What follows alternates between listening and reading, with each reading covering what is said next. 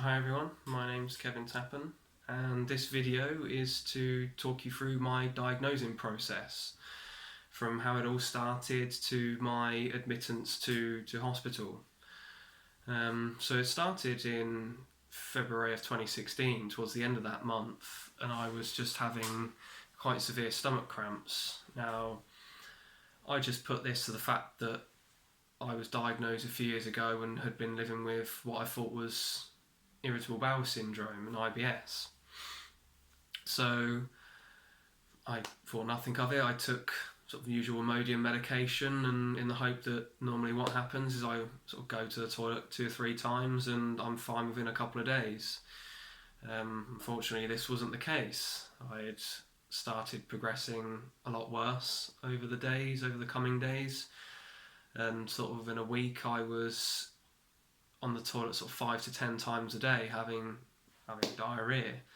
So I thought, well, I'll best get this checked out, as this is more severe than what I'm used to. And as predicted, my GP just told me it was a severe case of IBS. And just to carry on taking my Imodium and hope that within like a day or two then things might start to improve. So I naturally took that advice, and unfortunately again it wasn't the case. So during the oncoming days I was now back on the toilet about 10 to 15 times a day, with blood in my stool this time, and I was vomiting as well. Not nice, but when you don't really know what's wrong, you just see how it plays out really. And sort of a week after my initial appointment, I saw my GP again, to say that, well, things have progressed a lot worse, surely there's something more underlying.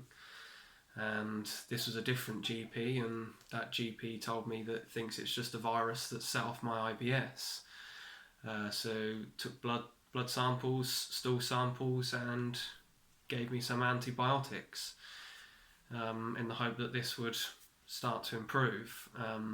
And it did subside some of the symptoms for about a day. I wasn't going to the toilet as much, but I was still in quite a lot of pain. And after that day had passed, I'd gone back to feeling absolutely awful again, but this time I was on the toilet 20 to 25 times a day, still blood in my stool, still vomiting. This time I couldn't keep any food down. So by this point I hadn't eaten in sort of 4 or 5 days. I was only sleeping for, I'd say, about 20 to 30 minutes a day, just because the stomach pain was so surreal. I just couldn't sleep with it.